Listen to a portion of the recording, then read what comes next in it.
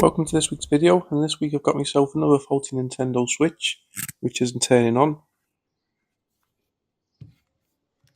So this was bought in a bundle, so there was 3 switches in total, costing around £85, which I don't think's a bad price. There was no real detail on what the issues were, other than that they're all faulty. So we'll quickly plug it in, and as you can see, it shows a bit of a charge, but not enough. I'm having a little press on the screen to see if the screen is dead, but there's sound, but there's nothing. It's charging on both sides, but the amperage is very low. So my initial thoughts is it's going to be a faulty M92 chip, but I won't know until we get it opened. So we'll get our iFixit kit out. We'll start with a tri-wing screwdriver. So we'll get the 4 screws out of the back, and the back peels off. Then we just need to remove all the screws in the rear heat shield, nice and easy. Then remove the SD card connector, and then the back peels off. So first thing we always do is disconnect the battery. Then we're going to get our multimeter out, and then we're going to set it on this setting, which is the beep mode. So we're going to be testing for any of these caps around the M92 which beep on both sides. So the first cap that I test is beeping on both sides. This is also linked to the P13 chip on the other side, so it could be the M92 chip, it could be the P13 chip, or it could be both. To get it opened up and stripped out. So apply a little bit of isopropyl alcohol onto the foam bits just to try and release them a little bit easier. Sometimes they come off well, sometimes they don't, and you have to sort of rip them off. And that just pops out. Then we'll remove the game card slot, and then remove the rest of the screws, and then the motherboard pops out nice and easy. And straight away I can see something wrong with the P13 chip. There looks to be a bit of an issue, so we're going to have to get it under the microscope and take a closer look. So we get it under the microscope, and as you can see, there's a burn patch already on the P13 onto the trace, so there's been some major damage here. So we're going to have to remove the P13 chip. So just put a little bit of flux along the sides, and then we'll get a hot air station on it, and then we'll leave this on for a couple of minutes till the solder melts, and then we'll be able to gently lift it off. So up and away, so you don't knock any of the caps surrounding. And as we lift it away, we can see we've got a burn trace, which is never good, so we're going to have a little bit of repair coming on in there. So I'll just give it a quick clean of isopropyl, clean the area of all the old flux. So I'm just getting a sharp blade, and I'm just going to have to gently scrape the trace, because we're going to have to lay a new trace down. So the trace that goes to the filter, you could directly go to the filter, but I'm going to be just applying a little bit here. So we apply some solder, and then we'll get some enamel wire to solder to the part that we traced. And then once it's soldered on nice and secure, we can bend it across and then get it into position where the old trace used to be. Pop it there like that, and then we'll just get a sharp blade and carefully cut in line with where the other traces are, and then move that away. Give it a little clean of isopropyl. Get rid of the old flux, and then we'll get some solder mask and then just cover all the enamel wire to make it nice and secure. Put the UV light on it to harden it, so we'll be able to do some soldering to it in a minute. So after a minute it's hardened, so we can just scrape off the part that we want to solder to.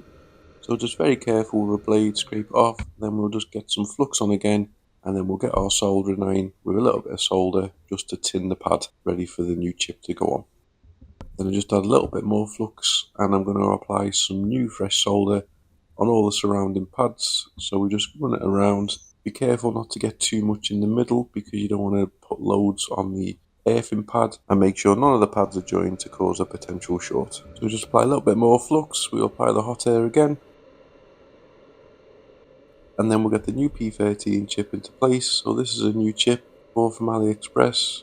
Line it up as best as you can.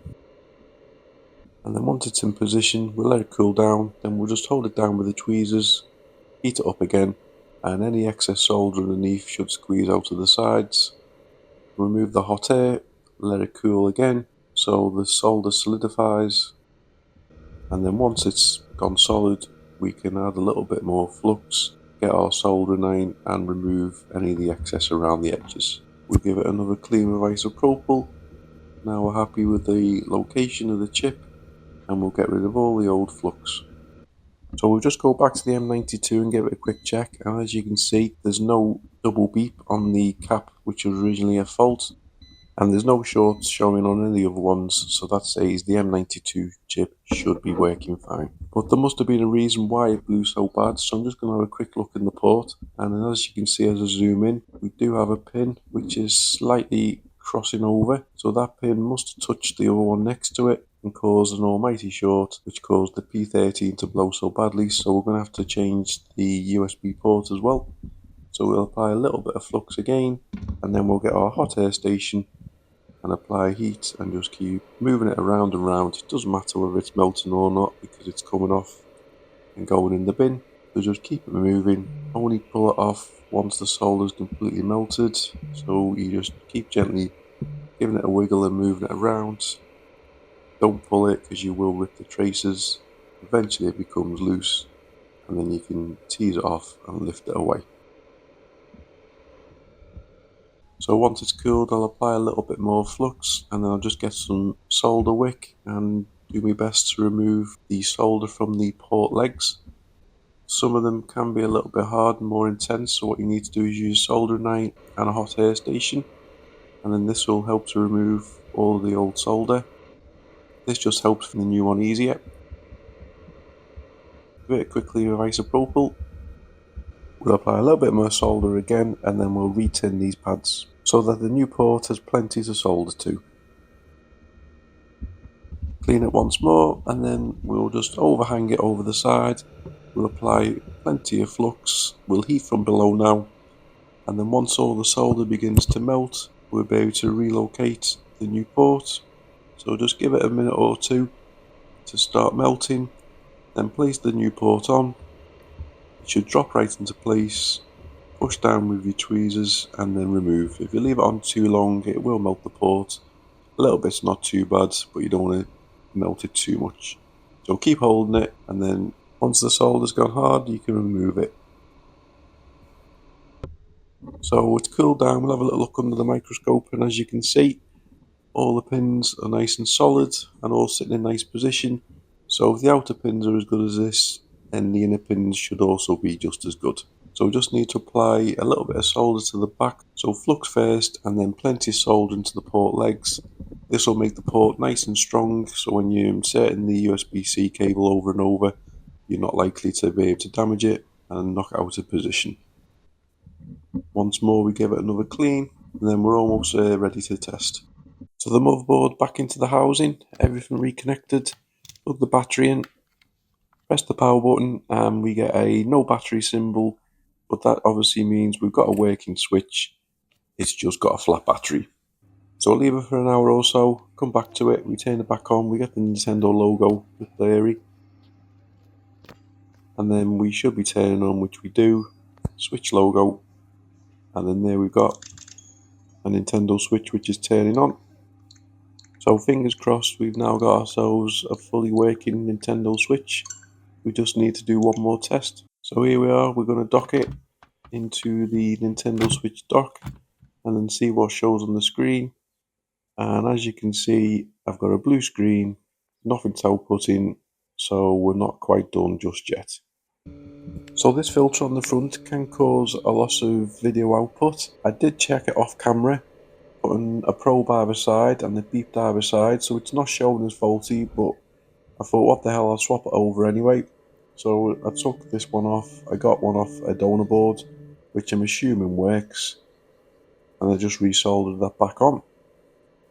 Just popped a little bit of Kapton tape on the side just so the metal heat shield didn't get too much heat damage. So we just pop it back in place, apply the heat and it'll pull it in, and then we can remove the heat and let it cool down. I also thought while I was at it, I'd also take the filter off the back which was lined up to where the trace blew itself, as there's a good chance that this one could have blown. I docked it and it didn't work again. So I was running out of ideas, so my only other option was to swap the P13 chip again. So this was bought new from AliExpress. I got another one from the same batch, swapped it over. As you can see now, I've put it in the dock and it shows on the screen. So it took a little bit more than I thought, but we now got a working switch. So overall, it's a really good Nintendo Switch. It fully works, it docks, it's in amazing condition. It came with a screen protector, which obviously we can now take off. It's one of the best condition Nintendo Switches I've bought off eBay for a long time, and it's all ready to get a little bit of a modding and then get a new home. So thanks very much for watching. Please like, comment and subscribe.